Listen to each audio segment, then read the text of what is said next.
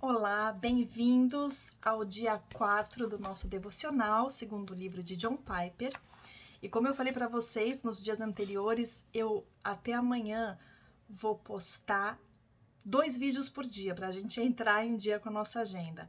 E a partir de quarta-feira, aí já vai um por dia, tá? Tive muita luta para postar isso aqui. Hoje vamos começar a ler Lucas capítulo 2, vou ler do 1 ao 5, que diz assim: Naqueles dias foi publicado um decreto de César Augusto convocando toda a população do império para recensear-se. O primeiro recenseamento, foi feito quando Quirino era governador da Síria. Todos iam alistar-se, cada um à sua própria cidade. José também subiu da Galileia, da cidade de Nazaré, para a Judéia, cidade de Davi, chamada Belém. Por ser ele da casa e família de Davi, a fim de alistar-se com Maria, sua esposa, que estava grávida. E aqui o autor coloca: você já pensou como é incrível o fato de que Deus ordenou de antemão que o Messias nasceria em Belém? Isso a gente pode ler lá em Miqueias, capítulo 5, verso 2. E isso não deixa você admirado com o fato de que ele ordenou de tal forma as coisas, que quando chegou a hora, a mãe e o pai legal do Messias não viviam em Belém, mas em Nazaré, e que, a fim de cumprir sua palavra, a fim de cumprir a profecia de que ele viria de Belém, essas duas pequenas pessoas, desconhecidas e insignificantes, foram levadas a Belém naquele primeiro Natal. Por quê? Porque Deus colocou no coração de César Augusto que todo mundo romano deveria recensear-se. Recensear-se é como o IBGE faz, agora que eles estão fazendo de novo, né? Tocando nas casas, vendo quantas pessoas tem, qual a idade, a escolaridade e tudo mais.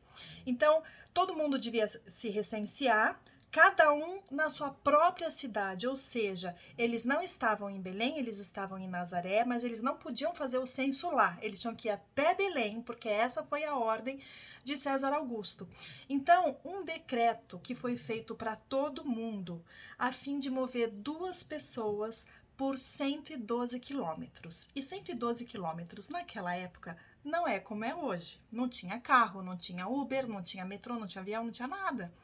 Ou era pé, ou carroça, ou cavalo, ou jumento. E Maria estava grávida, né? Então, quando Deus quer, eu aprendi com a pastora Lilian, quando Deus quer, Deus quer. Isso parece eufemismo, mas não é. Se você for pensar, essa frase tem muita profundidade. Deus move céus e terra. Às vezes eu me admiro quando eu penso as pessoas que Deus manejou pelo mundo para que eu tivesse aqui hoje. Você já parou para pensar nos seus descendentes, de que países eles vieram, quais as misturas que foram feitas para que você pudesse estar aqui hoje?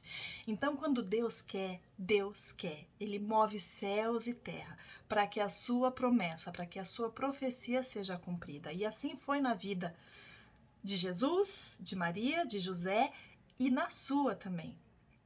Você já se sentiu como eu, voltando para o livro, pequeno e insignificante no mundo de quase 8 bilhões de pessoas, onde todas as notícias são sobre grandes movimentos políticos, econômicos, sociais, sobre pessoas ilustres, com importância global, com muito poder, dinheiro ou prestígio?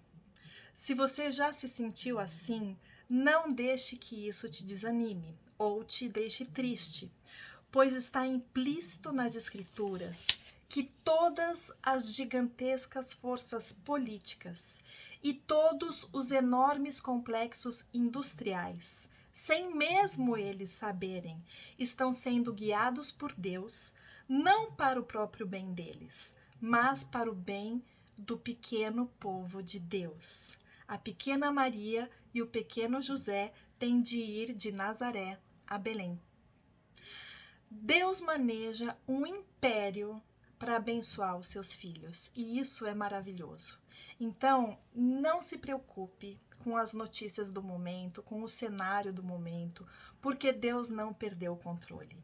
E todas as coisas contrárias cooperam para o bem daqueles que amam ao Senhor. Isso você acha lá no livro de Romanos, capítulo 8. Então, não se desespere.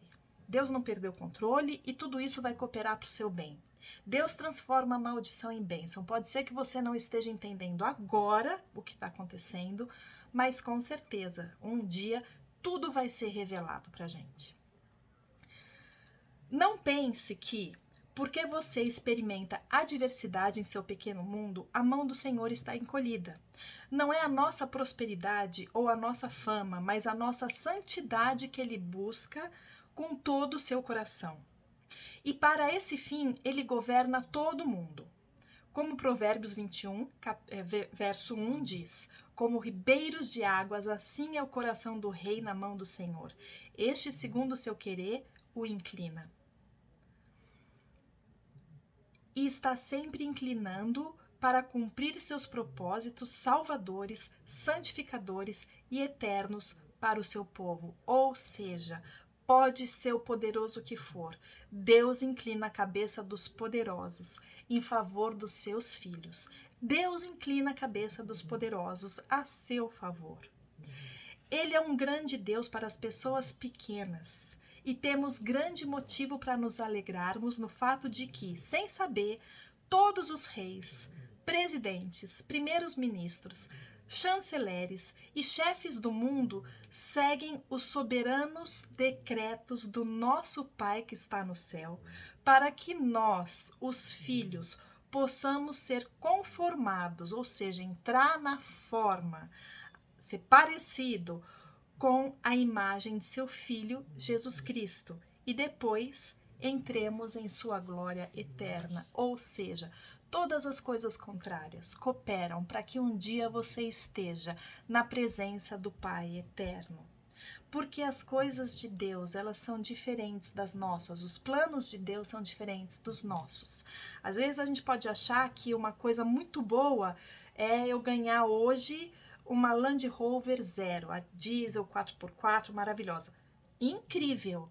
Mas o dia que furasse um pneu desse carro, eu ia chorar amargamente, porque eu não ia ter dinheiro para comprar um mísero pneu para aquele carro.